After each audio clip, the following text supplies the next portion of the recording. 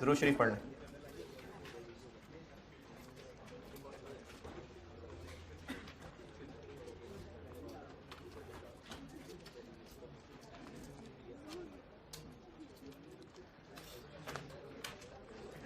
अच्छा, कल एक सवाल दिया था और उसको काफ़ी डिस्कस किया था, लेकिन मुझे बाद में रियलाइज़ हुआ कि वो करवाना तो सारा मैंने ही है क्लास में, तो इसी वजह से हैं हो गया वाकई। मैंने तो इसलिए दूसरे सेक्शन में वो जिक्र ही नहीं किया, मैंने कहा कि मैं क्लास में मुझे करना पड़ेगा। वाह यार, सीरियसली चलें, शाबाश। तो चले, मैं फिर भी डिस्कस कर लेता हूं क्योंकि ये आवाज़ों वाले सारे नहीं लोग हैं, कुछ ही होंगे। मैं कल वाला सवाल कर रहा हूं, फिर से डिस्कस कर रहा हूं। साल के शुरू में हम लोग OAR कैलकुलेट करते हैं और साल एंड होने पे एक्चुअल रिजल्ट्स सामने आ जाएंगे, फिर भी OAR वही कहलाएगा जो साल के शुरू में कैलकुलेट किया था। अगर साल के एंड पे ये जानना चाहें कि एक्चुअली एक यूनिट बनाने के लिए कितने ओवरहेड्स लगे, तो उसको हम ये तो कह सकते हैं actual overhead cost per unit. OAR नहीं कह रहे होंगे। OAR क्या होगा? जो साल के शुरू में कैलकुलेट किया था। फिर एक चीज बताई थी अप्लाइड, वो दोबारा सुन लें। अप्लाइड FOH ये थे कि जो साल के शुरू में OAR सोचा था, अगर OAR साल के शुरू में सोचा था 50 रुपए पर यूनिट, तो इसकी इंटरप्रिटेशन ये थी कि एक यूनिट बनेगा तो इतने ओवरहेड्स होंगे। अगर पूरे साल में एक्चुअली 1000 यूनिट्स बनाए, अप्लाइड कैलकुलेट कैसे होगा? 50 पर यूनिट इंटू 1000 यूनिट्स, जो आंसर आएगा 50,000 रुपए। उसकी इंटरप्रिटेशन ये होगी कि 1000 यूनिट्स जो बनाए, इस अंदाजे के मुताबिक उस पे 50,000 रुपए के ओवरहेड्स होने चाहिए थे, जबकि असल में कितने हुए ये एक्चुअल ओवरहेड्स हैं। और इन दोनों का डिफरेंस अंडर या ओवर अप्लाइड FOH कहलाता है। अंडर ओवर अप्लाइड कैलकुलेट क्यों करते हैं, इस क्यों की वजह मैंने नहीं बताई। जब आगे डबल एंट्रीज का सवाल कराऊंगा, आगे चैप्टर है जिसमें डबल एंट्रीज हैं, तब रीजन बताऊंगा। अब इस चैप्टर में मैंने सिर्फ कैलकुलेशन बताई है कि अप्लाइड FOH और एक्चुअल FOH का डिफरेंस। और अंडर ओवर का फैसला कैसे होगा? अगर अप्लाइड ज्यादा है ओवर अप्लाइड है, और अगर अप्लाइड कम है एक्चुअल से तो अंडर अप्लाइड है। ये कल काम बताया था। अब इसके लिए जो सवाल दिया था वो मैं डिस्कस जरूर कर लेता हूँ। जिनसे हो गया ठीक है, शाबाश, मैं उम्मीद नहीं कर रहा था लेकिन ज़बरदस्त। और जिन्होंने नहीं किया वो अब डिस्कशन जरूर सुन लें।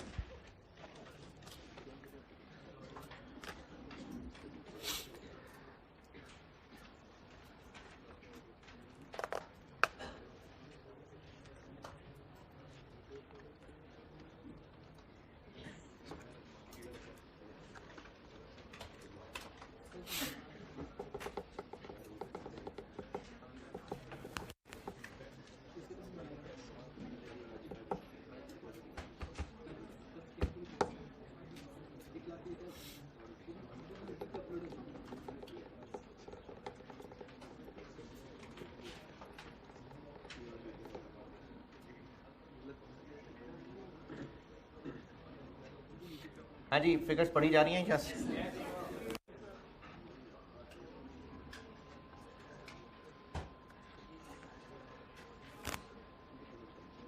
ठीक है, पढ़ी जा रही। और ये भी कैमरे पे भी ठीक आ रही होंगी हैं? 3 नहीं, खैर है, लाइट ऑफ की जरूरत है। ठीक है, ठीक। 3 PDs हैं, 2 SD हैं, और इन पांचों के बारे में बजटेड एक्चुअल डाटा बताया हुआ है। बजटेड मशीन आवर्स हैं, एक्चुअल मशीन आवर्स हैं। Budgeted labour hours, actual labour hours. Budgeted material cost रुपए में, एक्चुअल मटेरियल कॉस्ट रुपए में। बजटेड ओवरहेड्स रुपीस में, पांचों में। एक्चुअल ओवरहेड्स पांचों में। SDs सर्विस कैसे देंगे, कैसे बांटेंगे, ये वो बताया हुआ है। SD1 PD1 को इतना, PD2 को इतना, PD3 को इतना और SG2 को इतना। SG2 P1 को इतना, P2 को इतना, P3 को इतना और P1 को इतना। ये इसलिए बताया ताकि सेकेंडरी अपॉर्शनमेंट करें। और चूंकि 2 वे है तो या तो रिपीटेड होगा या साइमल्टेनियस, और सवाल वाले ने कह दिया कि रिपीटेड है। अगर 2 वे होगा तो लाजमी सवाल में बताया होता है कि रिपीटेड से करना है कि साइमल्टेनियसली करना है। ना बताया हो तो जो आसान लगे उससे कर लें। सवाल की रिक्वायरमेंट ये थी, एक तो कहा था कि सर्विस डिपार्टमेंट्स के खर्चे रिपीटेड डिस्ट्रीब्यूशन से बांट दें। एक्चुअल वाले या बजटेड वाले? दोनों, तो दोनों बांट देंगे। या इसके जवाब में कोई ये कहे कि जी एक्चुअल वाले, तो ठीक है एक्चुअल वाले कर दें, वो भी ठीक है। लेकिन अगर ये रिक्वायरमेंट अलग से ना भी बनाई होती, सिर्फ ये भी रिक्वायरमेंट होती, तो भी हमने काम यही करना था कि एसडीज को पीडीज में तो बांटना था। रिक्वायरमेंट बी समझाता हूं। रिक्वायरमेंट बी ये है कि अप्लाइड अंडर या ओवर अप्लाइड कैलकुलेट करने हैं। अच्छा जी, OAR जिस डिपार्टमेंट का होगा, अप्लाइड भी तो उसी का ही निकलेगा ना। जिस डिपार्टमेंट का OAR ही नहीं है तो उसका अप्लाइड भी नहीं है। P1 के OAR को एक्चुअल जो भी बेस हुई उससे मल्टीप्लाई करेंगे तो अप्लाइड निकलेगा, और P1 के एक्चुअल से कंपेयर करेंगे तो ही फिर अंडर या ओवर अप्लाइड निकलेगा। ऐसे ही ये है सवाल की प्लानिंग कि हमें करना क्या है।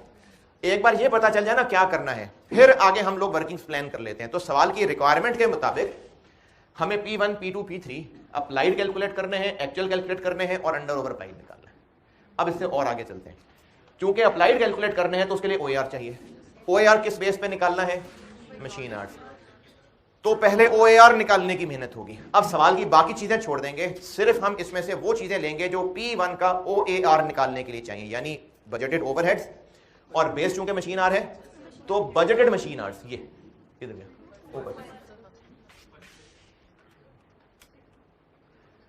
Budgeted machine hours.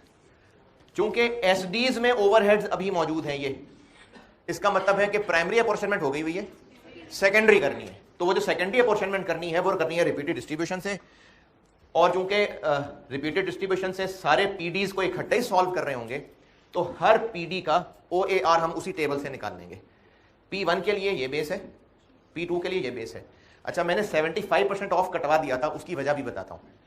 असल में ना एग्जामिनर ने जो सोच के सवाल बनाया था, उसने ये सोचा था, ये मुझे सोल्यूशन देख के अंदाजा हुआ कि वो चाह क्या रहा था। उसने कहा कि तीनों के OAR निकलवाने की बजाय मैं 2 निकलवा लेता हूं और एक OAR वैसे ही दे देता हूं ताकि टाइम बचे। ये उसने OAR दिया अपनी तरफ से, लेकिन ये टेक्निकली गलत है। वो मैं आपको वजह बताता हूं क्यों गलत है, नॉलेज के लिए बताऊंगा क्यों गलत है, जिसको ना समझ आए इग्नोर कर देना। ये टेक्निकली वो गलत कैलकुलेट कर गया था। इन 2 का OAR उसने स्टूडेंट्स पे छोड़ दिया और ये उसने खुद दे दिया, क्योंकि फिर नंबर ज्यादा रखने पड़ते, तो उसने ये OAR खुद दे दिया था। चूंकि ये सवाल वाले से गलती हो गई थी, तो मैंने फिर ये क्या किया कि इस डेटा को एक अपॉर्चुनिटी समझा कि चलो प्रैक्टिस ही होगी, तो मैंने ये कटवा दिया और फिर ये भी आप ही ने OAR निकालना था। तो आपने तीनों पीडीज के OAR कैलकुलेट करने थे। कैसे कैलकुलेट होंगे? जैसे वो पिछले 5-6 दिन पढ़ते रहे हैं।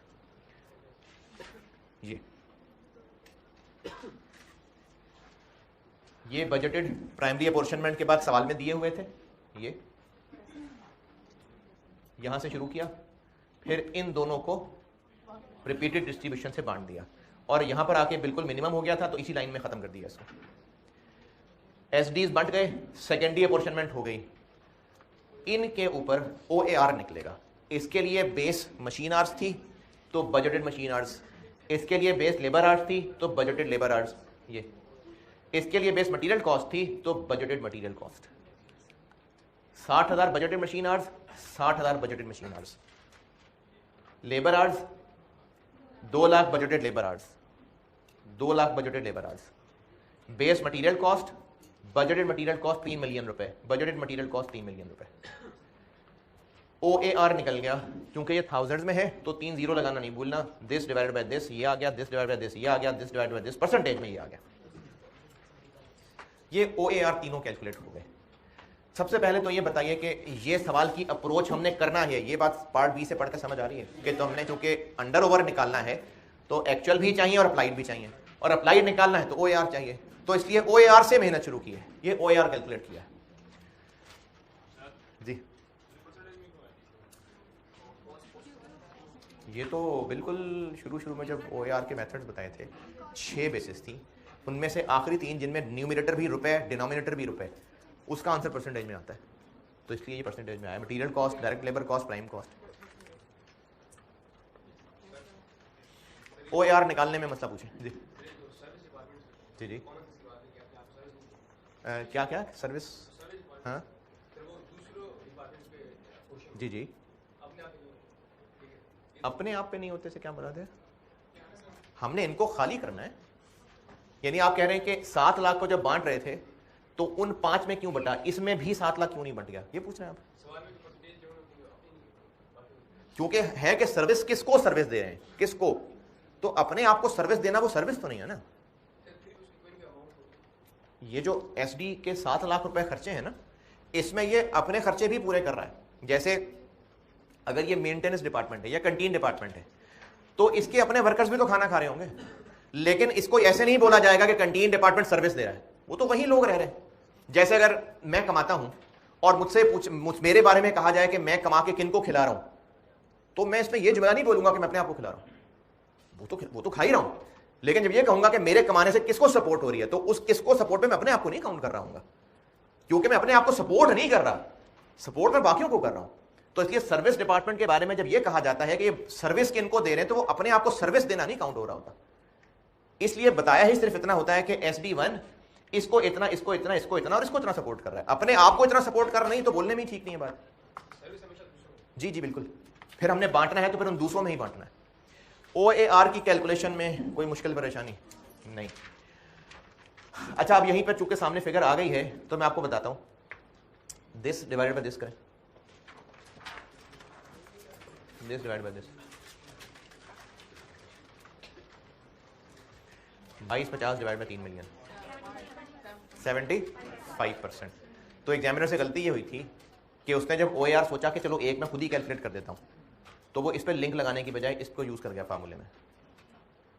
उसने किया ये होगा अपने पास कि ये कैलकुलेट स्टूडेंट से करवा लिए होंगे, और इसके बारे में कहा होगा कि मैं स्टूडेंट से नहीं करवाता, नंबर बढ़ाने पड़ेंगे सवाल के, खुद ही दे देता हूं। तो उसने खुद कैलकुलेट करते हुए गलती कर दी, ये डिवाइड बाय ये होना चाहिए ना, वो गलती से ये डिवाइड बाय ये कर गया। इस तरह वो 75% उसने बनाया था। तो ये मैं कह रहा हूँ सवाल में गलती थी, तो मैंने फिर सवाल ही चेंज करा दिया ताकि आप इस तीनों को कैलकुलेट करें, और जब सवाल चेंज करा दिया तो फिर आंसर भी मैंने चेंज करके दे दिया। ये तीनों का OAR कैलकुलेट हो गया जी। हाँ, रिपीटेड डिस्ट्रीब्यूशन में कोई पता नहीं, जिसको मर्जी पहले बांट लें, S2 पहले लिख लें, कोई बात नहीं। ये फिगर्स ऊपर नीचे चेंज होंगी, लेकिन ये सेम होगा, एंड रिजल्ट सेम निकलेगा। OAR done. उसके बाद अगला काम क्या करना है कि इनको इनकी रेलिवेंट एक्चुअल से मल्टीप्लाई करके अप्लाइड निकलना है। तो इसको मल्टीप्लाई करना पड़ेगा एक्चुअल मशीन आवर्स से, एक्चुअल लेबर आवर्स से, एक्चुअल मटेरियल कॉस्ट से, वो कर दिया है ये। OAR को इनटू एक्चुअल मशीन आवर्स ये दिए हुए, OAR को एक्चुअल लेबर आवर्स ये दिए हुए, और तीसरे के OAR को एक्चुअल मटेरियल कॉस्ट ये। तो OAR इनटू एक्चुअल से करके ये अप्लाइड आ गया, अप्लाइड तक ओके। ये हमने अप्लाइड P1 P2 P3 के निकाले ना। अप्लाइड निकालने के लिए OAR इस्तेमाल हुआ, और जब OAR कैलकुलेट किया गया था तो SDs की सवारियां भी इसी में बैठी हुई है ना, यानी हमने बजटेड SD के खर्चों को इसी OAR में ही छुपा लिया है। अब उसी OAR जिसमें SD कवर्ड है ये OAR किसके, PDs के, लेकिन इनमें कवर्ड है ना SD, उस OAR जिसमें SD कवर्ड है उससे जब अप्लाइड निकाल रहे हैं तो उसमें भी झलक है SDs की।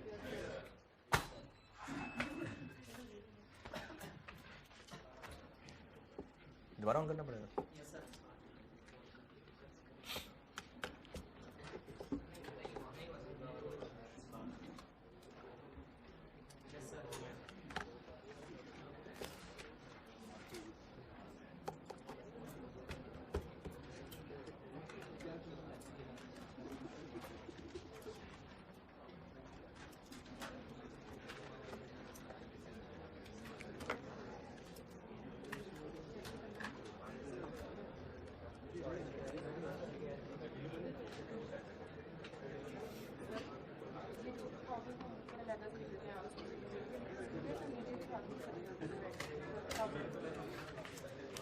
ये लाइन ही ना लिखें, तो जब ये लाइन लिखेंगे ही नहीं तो ये फिगर्स कहाँ से आएंगे।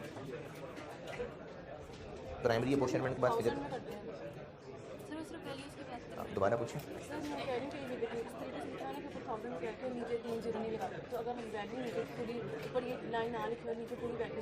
पूरी वैल्यू से करते हैं, वो तो सवाल में 1000 दिए हुए तो मैंने 1000 दिए हैं।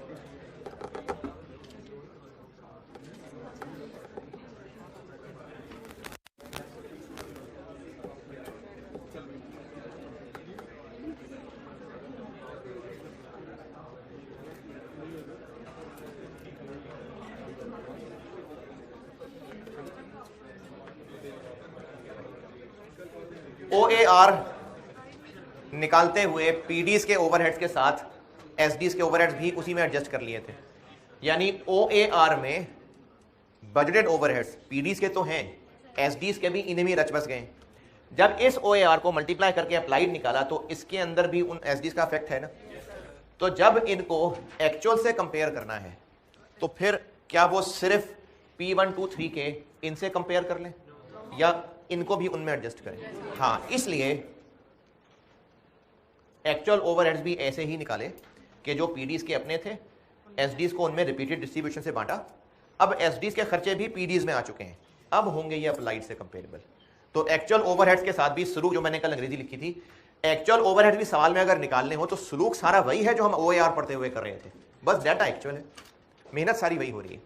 तो PD1 PD2 PD3 के एक्चुअल ओवरहेड्स फाइंड करने के लिए भी वही सारी टेबुलर मेहनत है। एक्चुअल निकल आए, अप्लाइड निकल आए और उनका डिफरेंस ये अंडर या ओवर अप्लाइड। ये था इस सवाल का पार्ट जी। एक्चुअल में OAR क्यों नहीं निकाला? क्योंकि OAR एक्चुअल चीज ही नहीं है। OAR है ही साल के शुरू का अंदाजा। जब साल एंड हो गया, एक्चुअल रिजल्ट्स नजर आ गए, तो अब अंदाजे का तो वर्ड ही नहीं रहा ना। OAR साल के शुरू में निकाले गया एक अंदाजन रेट है, तो वो वही है बस जो साल के शुरू में निकाला था। Autumn 9 done. चलें जी, इसी के मिलते जुलते फिर और प्रैक्टिस करते हैं अभी।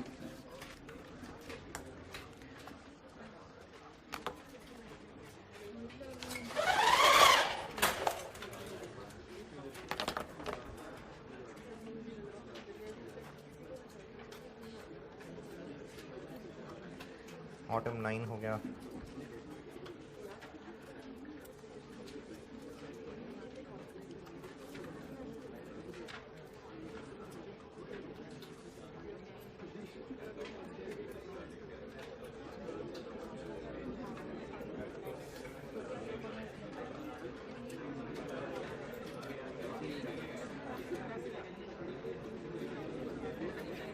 अच्छा, अभी करने तो मैं एक सवाल लगाऊं बोर्ड पे, लेकिन जो होमवर्क है एक सवाल पहले वो देखते हैं। ऑटम 17 क्वेश्चन 3, एक सवाल होमवर्क है बस। ऑटम 17 क्वेश्चन नंबर 3, ये होमवर्क वाला पहले बता रहा हूं, फिर जो क्लास में करना है फिर वो बताऊंगा। ऑटम 17 यानी सितंबर 17 क्वेश्चन नंबर 3, ओपल इंडस्ट्रीज OIL।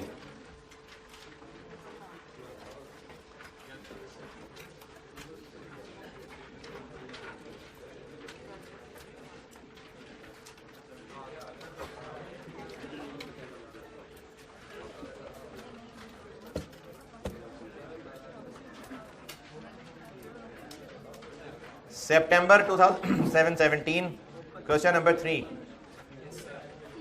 पहुंच गए तो पढ़ लें अभी पढ़ लें।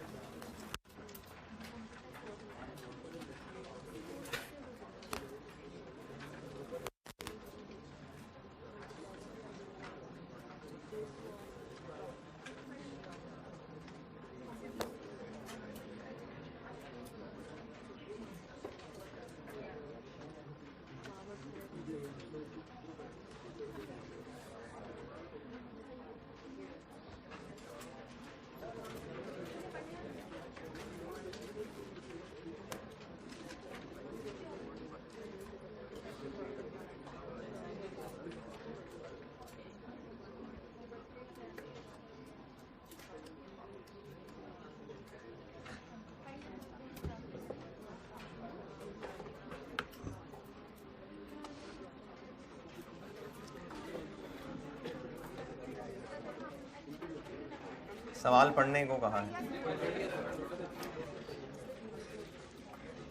ये जो अभी सवाल डिस्कस किया ना, ये बिल्कुल वैसा ही है, सिर्फ एक मेहनत कम है। क्या? उन्होंने आपको बजटेड ओवरहेड्स सेकेंडरी अपॉर्शनमेंट करके दे दिए, सिर्फ इतना फर्क है, बाकी बिल्कुल सेम सवाल है कि आपको एक्चुअल ओवरहेड भी बताएं, पीडीज के भी एसडीज के भी। अच्छा, पीडीज और एसडीज कहाँ हैं? पीडीज कौन से हैं?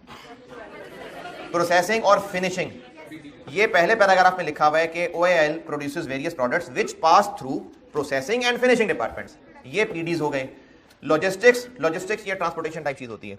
Logistics and maintenance departments provide necessary support, ये SDs हैं। तो 2 PDs हैं, 2 SDs हैं, और उनके बजटेड और एक्चुअल ये ओवरहेड्स दिए हुए हैं, और डायरेक्ट लेबर आवर्स बजटेड और एक्चुअल दिए हुए हैं।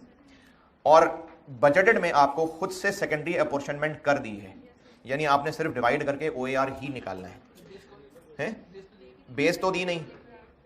तो जब दिए ही डायरेक्ट लेबर आवर्स हैं तो डायरेक्ट लेबर आवर्स ही होगी बेस, और अगर बाकी भी दी होती लेकिन ना कहा होता तो भी बाय डिफॉल्ट मैंने डायरेक्ट लेबर आवर्स ही कहे थे।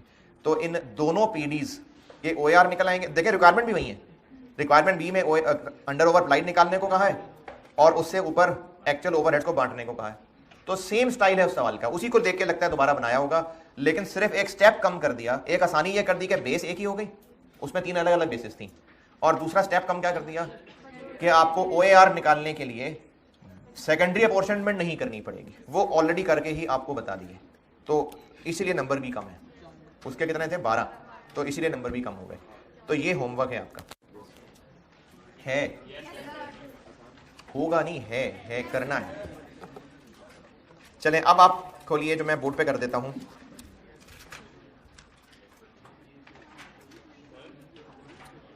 स्प्रिंग 2016 क्वेश्चन नंबर 5,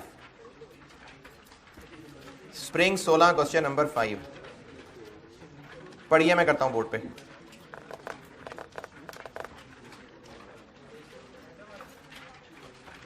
मार्च 2016,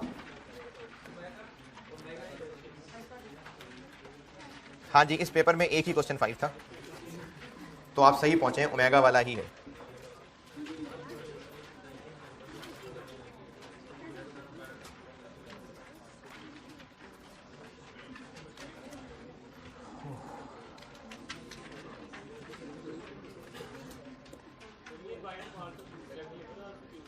क्यों करते हैं? सबसे ज्यादा मशहूर दुनिया में इसी को यूज करते हैं, बस ऐसी तो ज्यादा यूज होता है।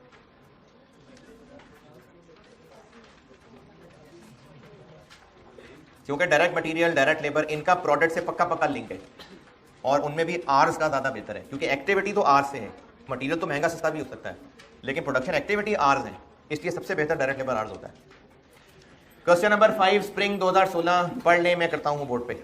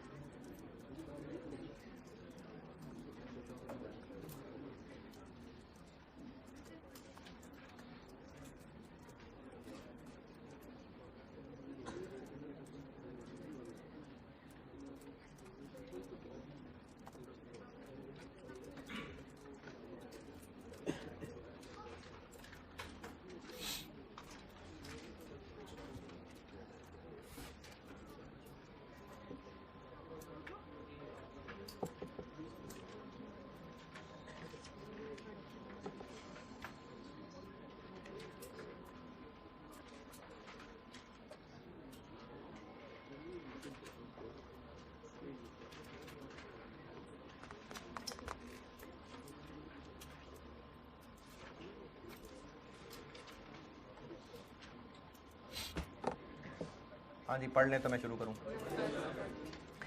पहले पैराग्राफ में पता चल रहा है कि 2 प्रोडक्ट्स हैं, तो अब ये वो जो कल कराया था केस 3, 2 प्रोडक्ट्स आ गए। 2 प्रोडक्ट्स हैं और वो गुजर रहे हैं 2 PDs से, और उनके साथ सपोर्ट के लिए 2 एसडीज हैं। ये पहले पैराग्राफ में लिखा है। दूसरे पैराग्राफ में ये जो 1300 पर यूनिट और 500 पर यूनिट है, ये क्या चीज़ है? ये OAR है, प्री डिटरमिन्ड रेट यानी OAR। तो 1300 पर यूनिट अल्फा का है और 500 पर यूनिट बीटा का है। ये उन्होंने OAR ऑलरेडी कैलकुलेट कर दिए हैं और आपको OAR दे दिए, यानी OAR अब कैलकुलेट नहीं करना था इस सवाल में। ये जो अगला सेंटेंस है, any under over absorbed overheads are adjusted to cost of sales, ये इस सवाल में रिक्वायरमेंट बी के लिए है। और चूंकि मैंने आपको डबल एंट्रीज अभी नहीं पढ़ाई, तो हम इस सवाल की रिक्वायरमेंट बस इतनी कर लेते हैं कि अंडर ओवर अप्लाइड कैलकुलेट कर लेते हैं। बाकी जब आपको डबल एंट्रीज वाला चैप्टर करा दूंगा ना, तो ये हो जाएगा फिर। तो वो डबल एंट्रीज की वजह से दूसरे पैराग्राफ का दूसरा सेंटेंस लिखा हुआ है। अभी हम सिर्फ कैलकुलेशन तक कर लेंगे बस। Following actual data, actual budgeted क्यों नहीं दिया? क्योंकि OAR हो गया था कैलकुलेट। अब हमें बस एक्चुअल डाटा दिया है और डाटा है वैसा ही जैसे शुरू से कर रहे हैं। और लास्ट लाइन बाद में, required compute product wise actual overheads for alpha and beta. तो अगर मल्टीपल प्रोडक्ट्स OAR निकालने का सवाल होता तो क्या मेहनत करते? दोनों टेबल बनाते, पहले प्राइमरी सेकेंडरी पूरी करके सारे ओवरहेड्स पीडीज में लाते, फिर दूसरे टेबल में पीडीज को A और B में बांट लेते, A और B के बजटेड ओवरहेड्स आ जाते, फिर उनसे OAR निकालते। अब रिक्वायरमेंट A में कहा है कि एक्चुअल ओवरहेड्स अल्फा बीटा में बांट दें, तो वही 2 टेबल ही बन रहे होंगे। देखिए, हम लोग बजटेड ओवरहेड्स को बांट के एंड पे OAR निकालते थे। अब उसने कहा है कि अल्फा बीटा के एक्चुअल ओवरहेड्स बता दे, तो वही मेहनत वही है, एंड पे OAR नहीं निकल रहा होगा बस, क्योंकि डाटा एक्चुअल है, तो मेहनत वही है। उसी तरह से 2 टेबल बनेंगे, पहले डिपार्टमेंट्स के खर्चे बांटने होंगे, उसके बाद फिर उनको प्रोडक्ट्स में लाना होगा। तो ये पार्ट ए कर रहा हूं मैं, question number 5 spring 16 part A. पहले बटेगा टेबल डिपार्टमेंट्स वाला, अंग्रेजी, बेसिस, टोटल, और क्या क्या है, PDs, SDs, fabrication, finishing, quality control, logistics. और अमाउंट जो है वो रुपए हैं, मिलियन है, थाउजेंड है, क्या है, थाउजेंड है।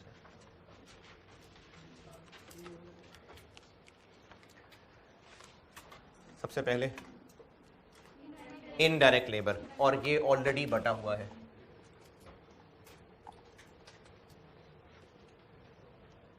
जी, टोटल 3600, 1500, 1200, 500 है, 400, ये दिया हुआ था already. Factory rent, floor area कितना रेंट है, 2000। अब इसको बांट देते हैं 10,000, 5,000, 3,000, 2,000 की रेशो में, 1000, 500, 300, 200।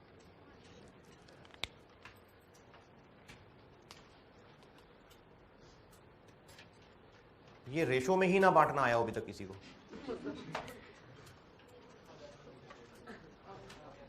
है? नहीं आए तो बता दें यार।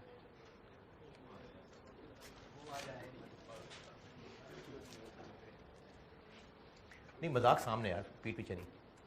आएगा तो फिर करेंगे मजाक, ऐसे नहीं। रेंट एरिया की रेशो में बांट दिया।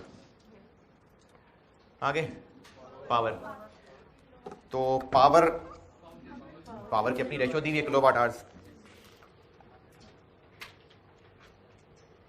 टोटल कितना, 1200। किलोवाट आवर्स की रेशो में बांटे, 600, 480, 48, 72।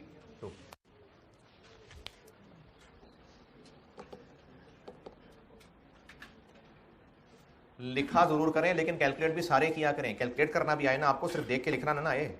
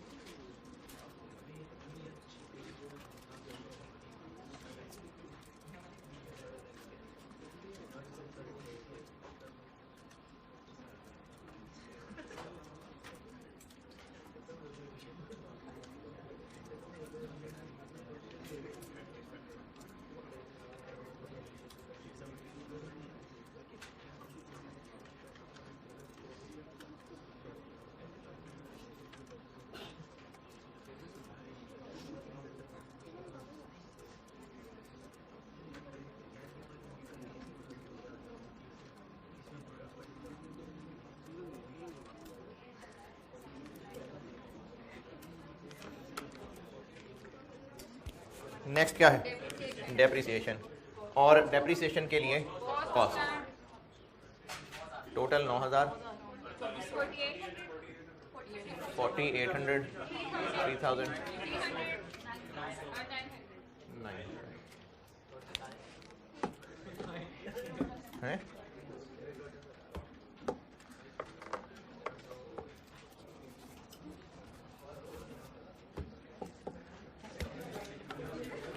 और क्या है ओवरहेड्स? बस ओवरहेड्स बस हो गए। अच्छा, इसमें ना ये जल्दी बस नहीं करनी, जरूरी नहीं है कि इसी लिस्ट के अंदर ओवरहेड्स हो सकता है आगे 4-5 लाइनें छोड़ के भी कोई होता, इसलिए, और हो सकता है कि पहले पैराग्राफ में भी कोई ओवरहेड बताया होता, तो जरूरी नहीं है कि सब एक ही जगह इकट्ठे करके दिए होंगे। बहरहाल इसमें इतना ही थे बस। प्राइमरी अपॉर्चनमेंट हो गई पूरी। 51 44 11 157 2। सेकेंडरी अपॉर्चनमेंट है और रिपीटेड डिस्ट्रीब्यूशन या साइमल्टेनियस? भाई जरूरत नहीं है, 2 वे सपोर्ट ही नहीं है ही 1 वे सपोर्ट, बस लॉजिस्टिक ही है जो सपोर्ट कर रहा है, तो इसलिए पहले किसको बांटें? लॉजिस्टिक को।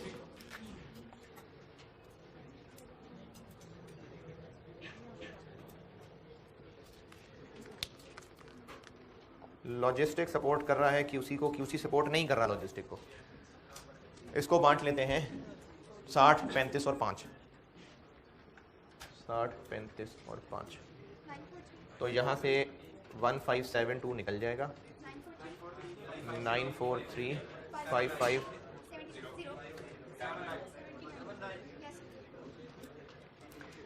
और अब क्यूसी को बांट लेते हैं 40 60।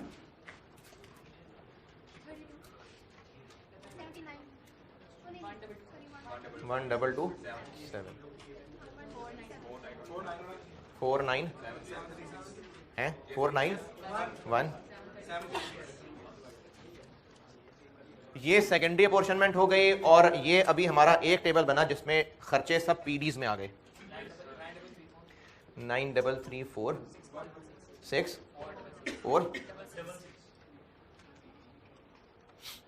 अब अगला टेबल बनाना है इनको अल्फा बीटा में बांटने के लिए।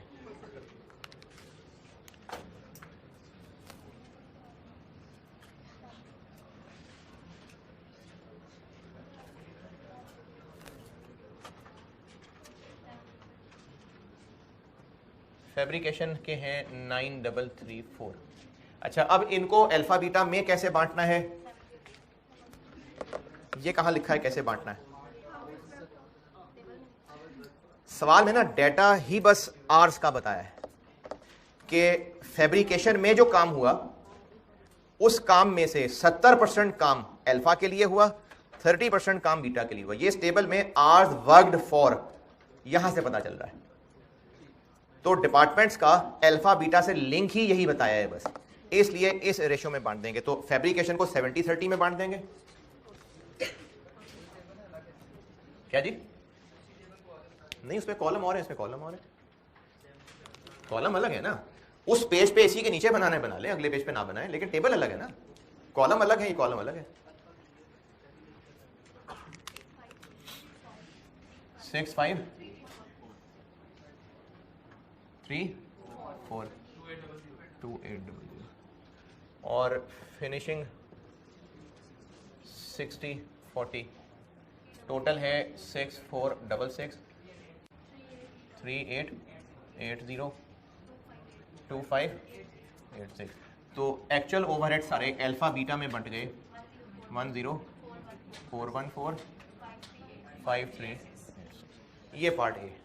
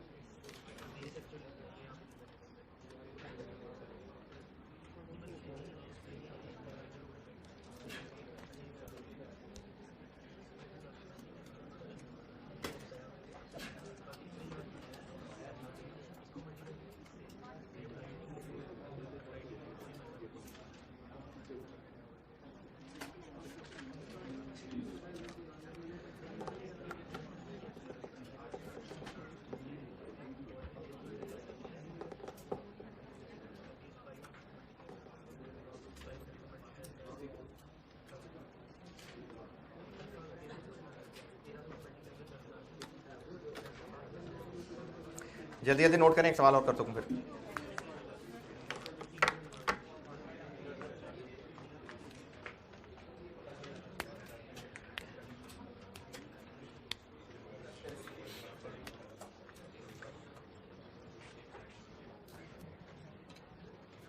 पार्ट बी असल में तो एंट्रीज हैं, लेकिन मैंने भी एंट्रीज नहीं पढ़ाई, इसलिए अभी फिलहाल हम कर लेते हैं कि अंडर ओवर कैलकुलेट कर लेते हैं बस।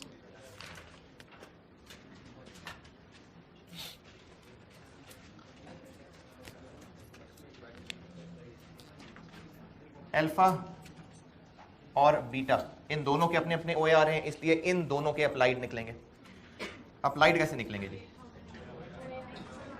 OAR दिया हुआ है पर यूनिट, तो मल्टीप्लाई किससे करेंगे? यूनिट्स प्रोड्यूस से। अल्फा का OAR दिया हुआ है 1300, जबकि यूनिट्स इसके कितने बने? Last paragraph 8000। बीटा का OAR 500, यूनिट्स इसके 10,000।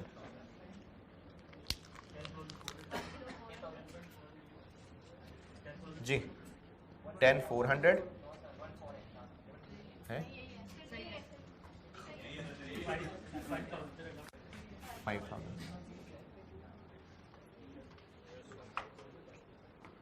एक्चुअल पार्ट ए में निकाल लिए थे।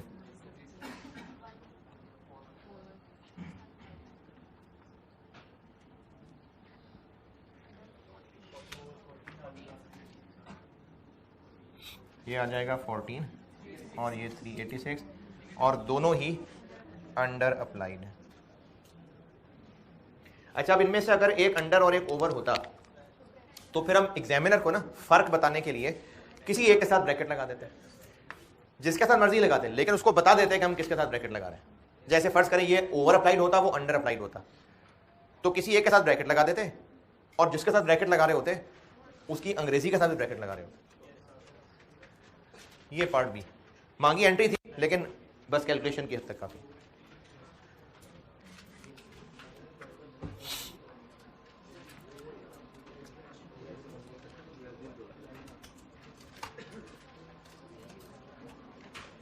ये चैप्टर आसान है, ये बस खत्म ही है।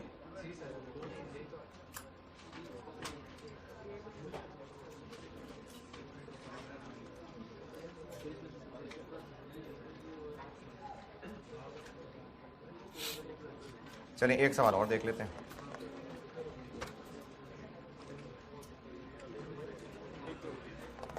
स्प्रिंग 21, स्प्रिंग 21, क्वेश्चन नंबर 5, मार्च 2021, क्वेश्चन नंबर 5।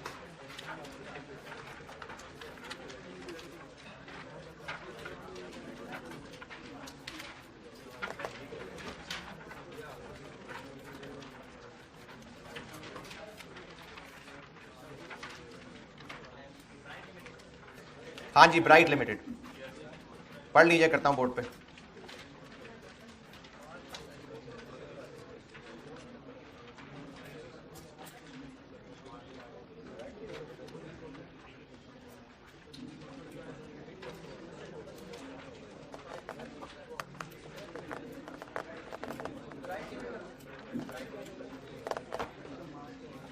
मार्च 2021, क्वेश्चन नंबर 5, ब्राइट लिमिटेड।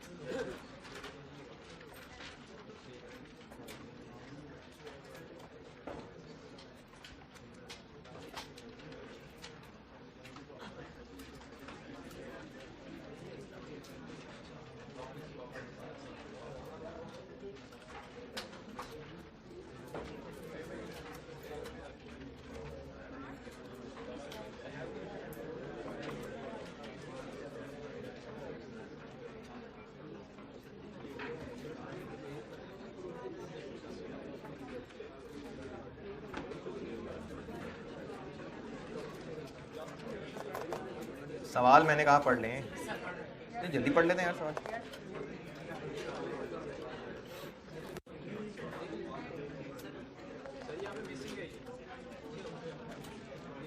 क्या मिसिंग है?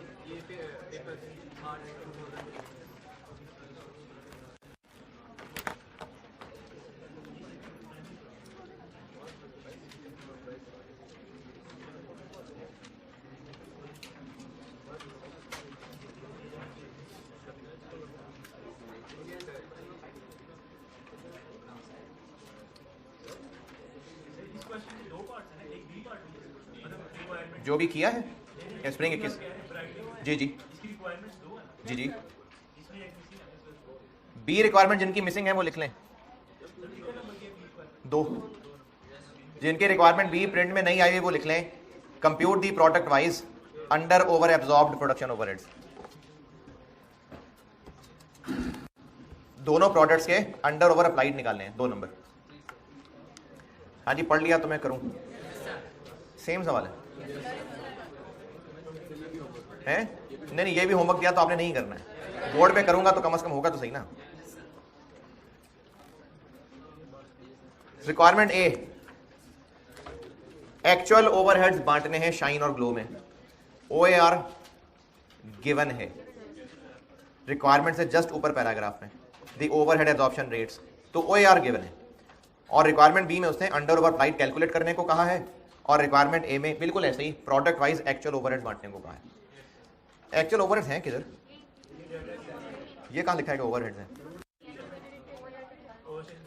हाँ जी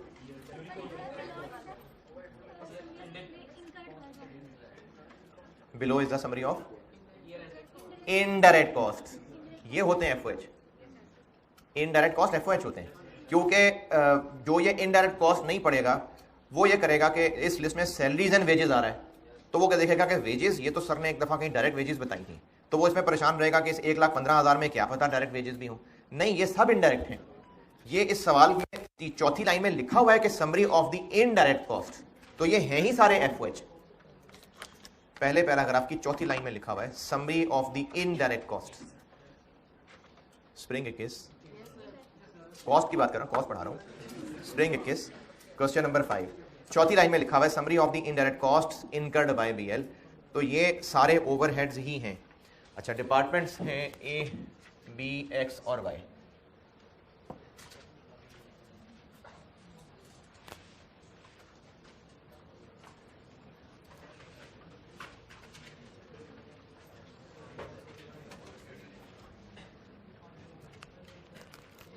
question 5 spring 21 A, B, X और Y। हाँ जी, सबसे पहले सैलरीज एंड वेजेस। अवेलेबल में से क्या बेस्ट है? नंबर ऑफ एम्प्लॉइज, क्योंकि उन्हीं की तो सैलरीज हैं, तो नंबर ऑफ एम्प्लॉइज की बेस पे बांट देंगे।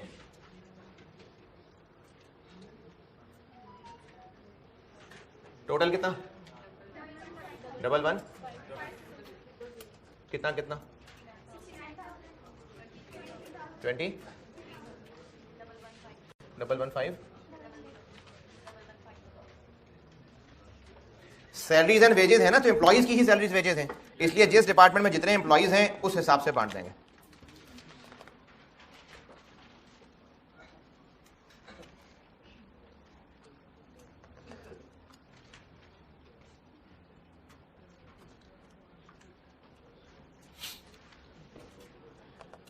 नेक्स्ट, डेप्रिसिएशन, मशीनरी की डेप्रिसिएशन है, कॉस्ट ऑफ मशीनरी कितनी है टोटल? 80,000। कॉस्ट ऑफ मशीनरी की रेशियो में बांटे तो 50,000 30,000।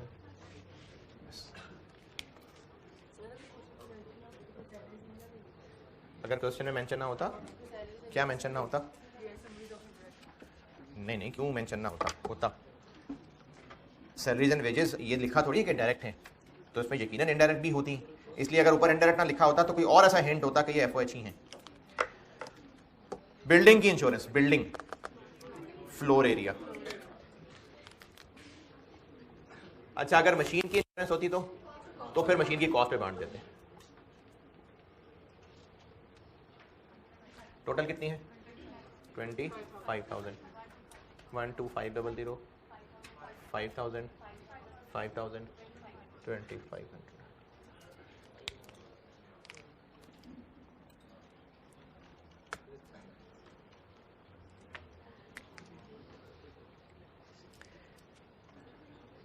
इलेक्ट्रिसिटी, तो ये इलेक्ट्रिसिटी या पावर नहीं है, इलेक्ट्रिसिटी है तो ये पंखे लाइटें हैं।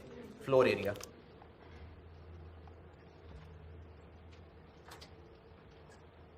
टोटल 60,000। 30,000, 12,000, 12,000, 6,000।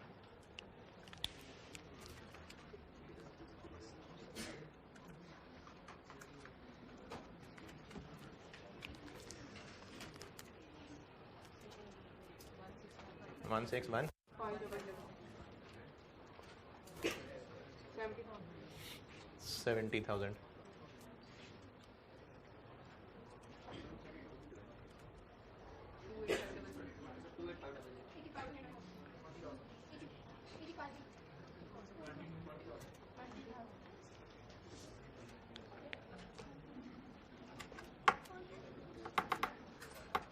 आसान है कॉस्ट ना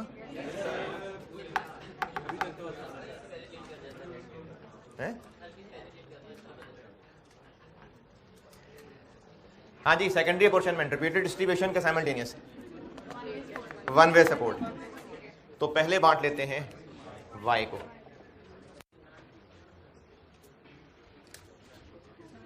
75, 15, 10। y बंटेगा तो 20,000 यहाँ से माइनस 2,000, 3,000 और 15,000। और अब बांटेंगे x को 80, 20,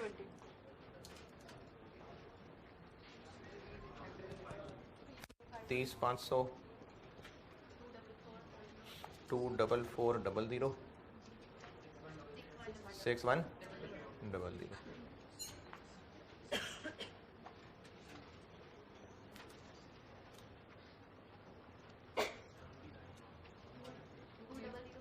टू 000, 900, 791।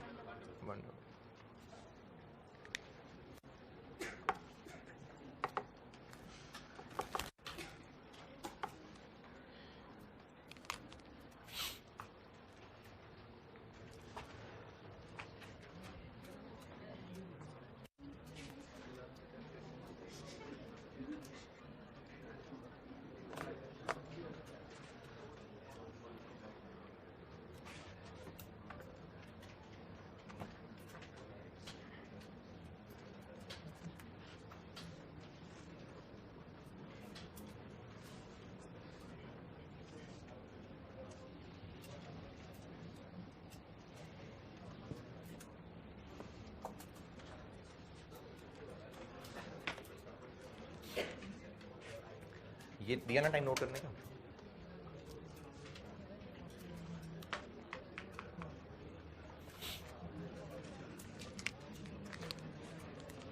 प्रोडक्ट क्या क्या है? शाइन और है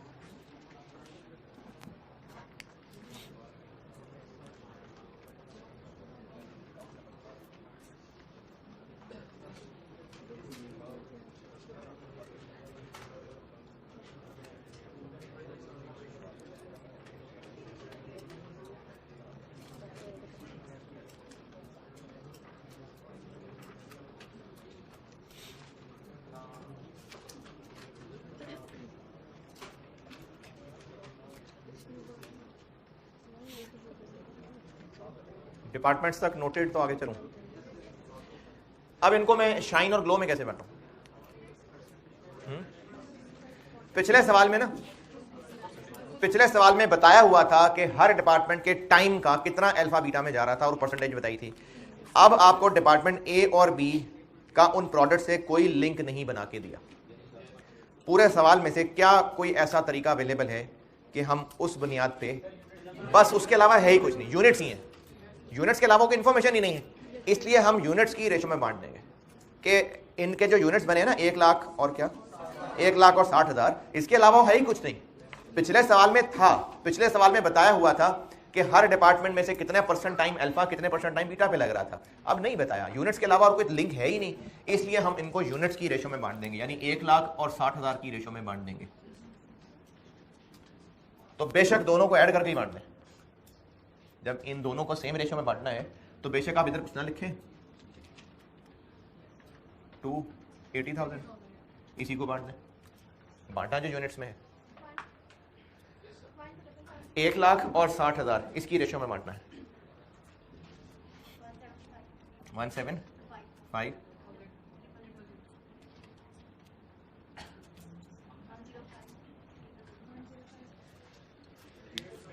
है जी।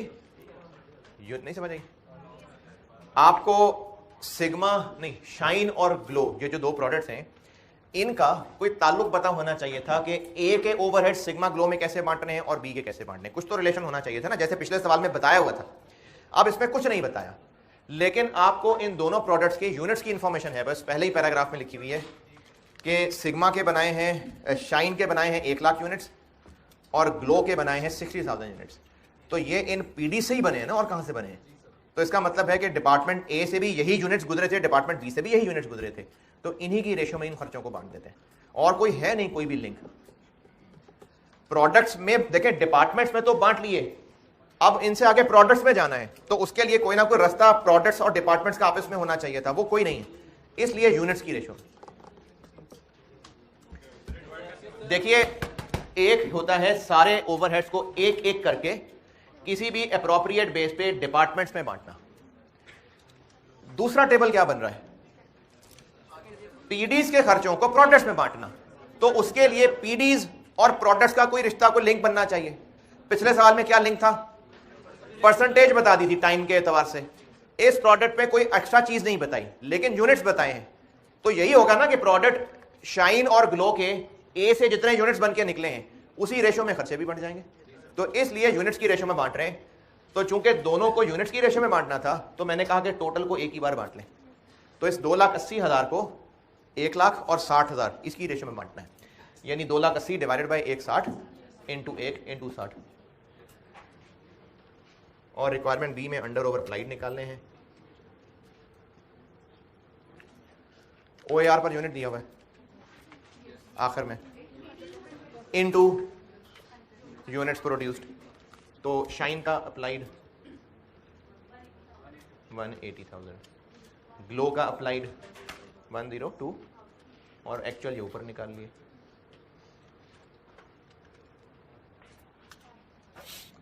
अब यहां पर फर्क है, इसलिए फिर हमें बताना पड़ेगा कि क्या ओवर है और क्या अंडर है। तो अंडर और ओवर 5,000,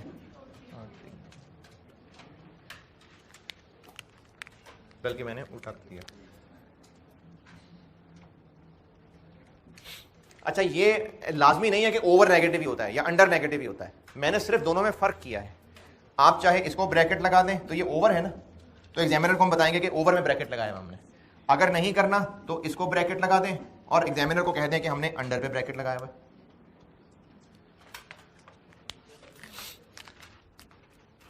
एक सवाल बस कल और करा दूंगा, अच्छा सवाल है, उसमें एक दो नई चीजें सिखानी है, उसके बाद ये बहुत है चैप्टर, फिर एक छोटा सा चैप्टर फिर जुम्मे हफ्ते को कराऊंगा इंशाल्लाह। है